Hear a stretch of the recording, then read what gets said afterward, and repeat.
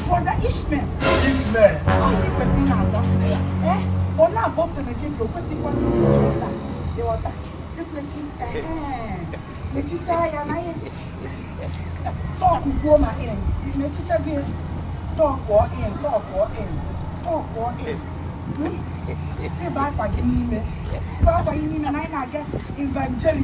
Evangelism. I need it 280 souls. 200.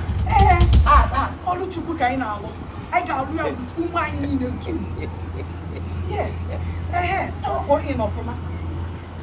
Brother Ishmael. Brother Ishmael. For the Lord is good. All the time. Brother Ishmael. Yes.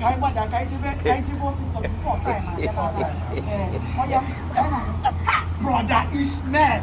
Chelu, imana gaziuna. Ato yete go give Christ. So you question inaga majestic. Yeah, I'm step me. You have come on and point. Brother Ishmael. Piana go na. The word of God make it there. Igana ga corporate. Onye fogi come to give Toyota woman. Oburu onye nguma na igana ga ka onye no na Christ. Oya no. Oya kai na abu Opportunities. Toya na abu Chineke. Hallelujah. Toya na abu. Toya na abu Chineke. Toya na abu onyewe. Toya na abu Chineke. Toya na abu kawewe. Toya na abu Chineke. Toya na abu kawewe. Okay, I want to go out of Toya na abu Chineke. Toya na abu kawewe. Toya na abu Chineke. Toya na abu kawewe. Toya na abu Chineke. Toya na abu kawewe. Toya na abu Chineke.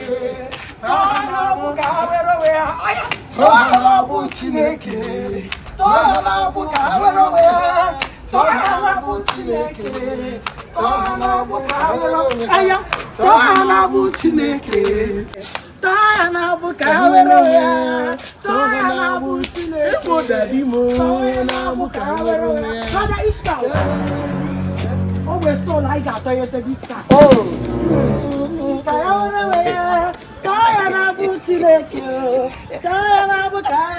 Praise the Lord. Hallelujah. Hallelujah. Amen. Jesus is Lord all the time. yes. Young man. The Spirit led us to you. Yes.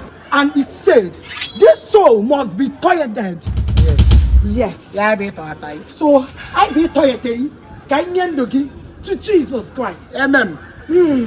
Somebody shout hallelujah. Simple na yogu na. Nya wo obi mnyachuku na bati tide nke. Nya wo nke mnyachuku, jo ajide nke. All ke mo ma. All ke mo ma. Ekwensu is a liar. Before me cha ebe na ebe ya, you know na what to Jesus.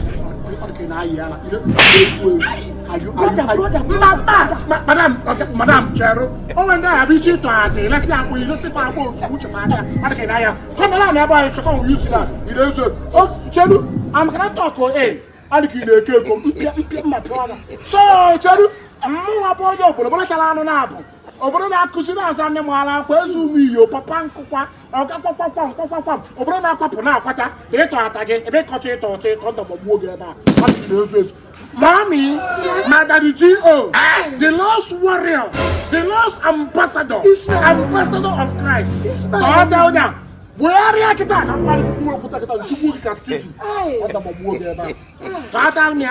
Son of man. No, more so my kind of waganya. Your hands up, your hands up. Repeat after me. I hereby receive you, Lord. Receive you, Lord. Receive me, Lord. Receive you, Lord. Receive me, Lord. As your personal Lord and Savior. As my personal Lord and Savior. I shall not commit any atrocity. I shall not commit any atrocity. again again in my life. I am thereby giving my life to Christ. Of a fact, I am a child of God. I'm a child of God. Gabazata. My life will an exemplary life. My life will be exemplary life to my friends. In Jesus' name. In Jesus' name. Amen.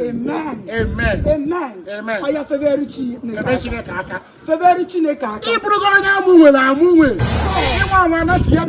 before. To God, something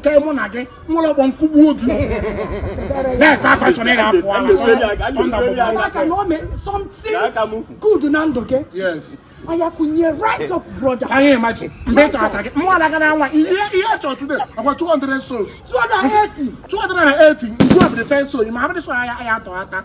Mommy, in fact, me soon. So I cannot attend those on an apple. One was my company to gain. Mommy, Tahanabu Chineke. Tahanabu Chineke. Tahanabu Chineke. Tahanabu